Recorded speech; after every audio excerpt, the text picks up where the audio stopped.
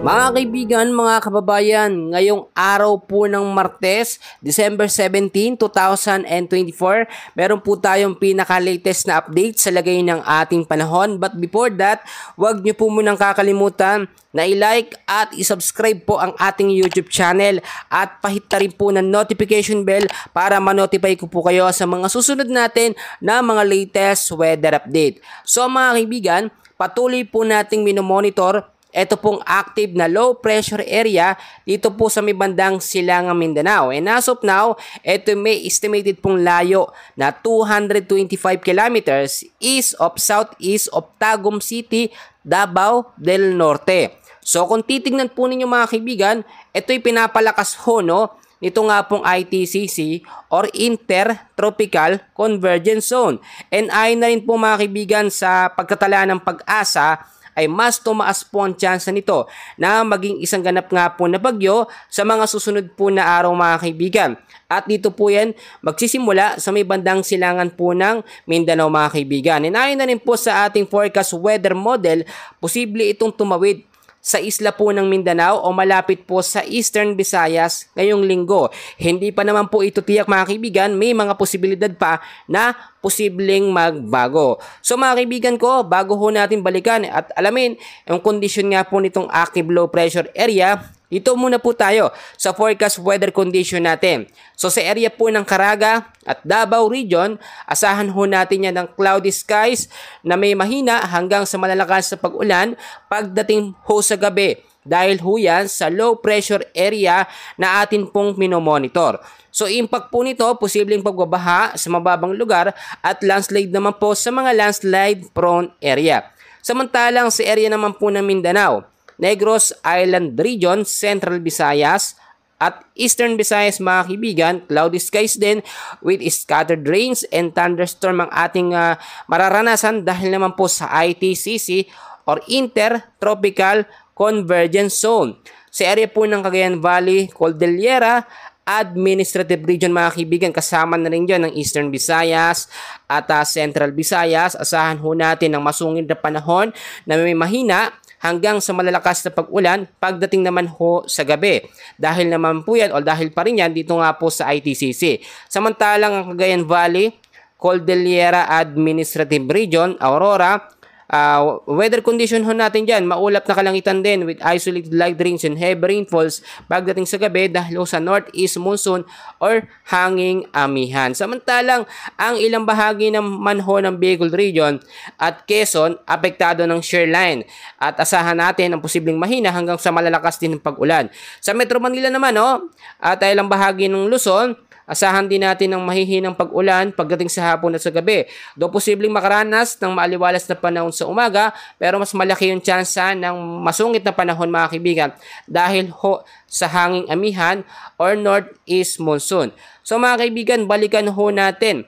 Ito nga pong ating minomonitor na low pressure area na posible nga pong maging isang ganap na bagyo within the next 24 to 48 hours or posibleng mas mapatagal or posibleng mas mapaaga po mga kaibigan. Kung ito ho ay sakaling maging isang ganap na bagyo mga kaibigan, tatawagin ho itong bagyong Kerubin sa loob po ng ating Philippine Area of Responsibility. Kung titignan ho ninyo, nasa 50% na or medium po ang tsansa nitong active low pressure area na maging isang ganap nga po na bagyo mga kaibigan.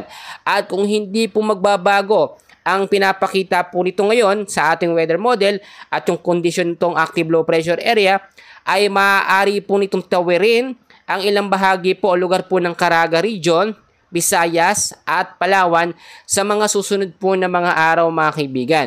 Kung wala naman pong ITCC or Intertropical Convergence Zone dyan sa may bandang silangang Mindanao, napakaliit po ng tsansa na maging ganap na bagyo.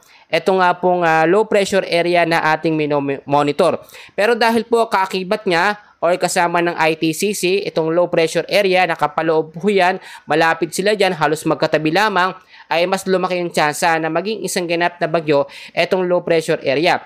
Ang tanong ho sa ating mga kababayan, mga kaibigan, kapag naging isang ganap ba na bagyong Querubin, itong active low pressure area, ito ho ba ay magiging isang ganap na super typhoon or typhoon category kagaya po ni Super Typhoon Odette na nananalansa po nagbigay ng pinsala noong 2021 sa malaking bahagi ho ng silangang Mindanao, Visayas at Luzon po, mga kaibigan. Ayon po sa ating forecast weather condition at weather model, mga kaibigan, sa advanced forecast natin, wala ho itong tsansa na maging isang ganap po na super typhoon category. Kung ito man po ay maging isang ganap na bagyo, mga kaibigan, ito maging isang ganap lamang na tropical storm at hindi na po ito lalakas hanggang doon pa lamang po, hanggang doon na lamang po siya, mga kaibigan. Kung titignan po ninyo, mga kaibigan, dahil nasa week 2 na tayo ngayon, no, inaasahan yan hanggang December 25, Pasko ho yan, mga kaibigan, Christmas Day ho yan, ay posible pong may bagyo tayo, no? At lumiit yung tsansa na ito'y malusaw, kaya naman maging handa po tayo ngayon pa lamang po, mga kaibigan. Wala pa man yung bagyo, hindi pa man po nabubuo, mas maganda nakahanda na tayo, mga kaibigan. Marami ho akong binibigay na paalala sa inyo. So marami nagtatanong sa atin, tuwing tag-ulan lang ba nagkakaroon ng mga bagyo? Well, mga kaibigan, mali ho yan. Kahit anong buwan po, mga kaibigan, tag-init man yan, basta kahit anong buwan, ay may mga posibilidad po na maging bagyo, mga kaibigan. At etong bagyo naman or low pressure area or posibleng maging bagyo, potential na bagyo, ay huling bagyo na po ngayong buwan ho ng Desyembre or ngayong taon po ng 2024.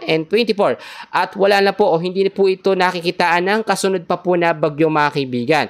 Tulad ng aking sinasabi, mga kaibigan, kaya po lumaki yung tsansa na mabuo bilang isang ganap na bagyo or typhoon nga po itong si low pressure area ay dahil po sa tatlong weather system na ating minomonitor. Tignan nyo mabuti. Meron po tayong ITCC, Intertropical Convergence Zone. Meron pa tayong northeast monsoon or hanging amihan. Kasama pa rin dyan ang shear line na nagbibigay ng pag-ulan. Itong mga nakaraang mga linggo pa, mga kaibigan, tuloy-tuloy ho yan. Pero ang kaibahan lamang, hindi sila lumalakas. Unlike ho sa mga bagyo na pumapasok sa ating bansa, talaga nakikitaan natin yung sirkulasyon ng hangin na talagang mas lumalakas. Maraming nagtatanong, kapag low pressure area, gaano namang kalakas ang hangin? Pag sinabi ho nating low pressure area, mahinang hangin pa lamang yan, mga kaibigan, na may lakas po na 35 kilometers per hour. At kapag ito po'y pumalo na from 45 to 55 kilometers per hour, ay maituturing na po natin ito bilang isang ganap po na tropical depression or mahinang bagyo, mga kaibigan. Kapag pumalo naman from 65 to 75 kilometers per hour, ay maituturing naman natin ito bilang isang ganap po na tropical storm or medyo malakas nga po na bagyo, mga kaibigan. Para din magkaroon tayo ng maraming kaalaman, mga kaibigan, manatili kayong nakaantabay sa ating channel dahil patuloy ko kayong ina-update sa kalagayan po ng ating panahon, mga kaibigan.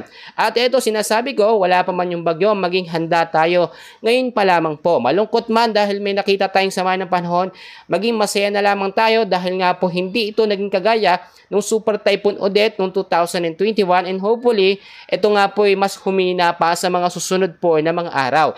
Yan naman po ang ating pinapanalangin, mga kaibigan, yung safety po ng bawat isa sa atin. Kahit may bagyo, ang mahalaga po, mga kaibigan, kompleto ang ating pamilya, wala ho tayong sakit, at hindi po tayo apektado ito nga pong low pressure area kung sakali man po maging bagyo, dahil marami sa ating mga kababayan na light materials lamang ang kanilang kabahayan, konting lakas lamang ng hangin, namumblema sila at wala rin ho silang sapat na pagkain. So ipanalangin natin na ito pong low pressure area at malusaw at hindi po maging isang ganap na bagyo. So yun lamang po ang update natin. Sa lagay ng ating panahon, mga kaibigan, patuloy ko ho kayong i-update sa mga susunod po na mga oras sa ating weather update sa ating channel, mga kaibigan. And please huwag niyo kong kalimutan na i-like at i-subscribe ang ating YouTube channel for more weather updates. Maraming salamat. Magandang araw ho.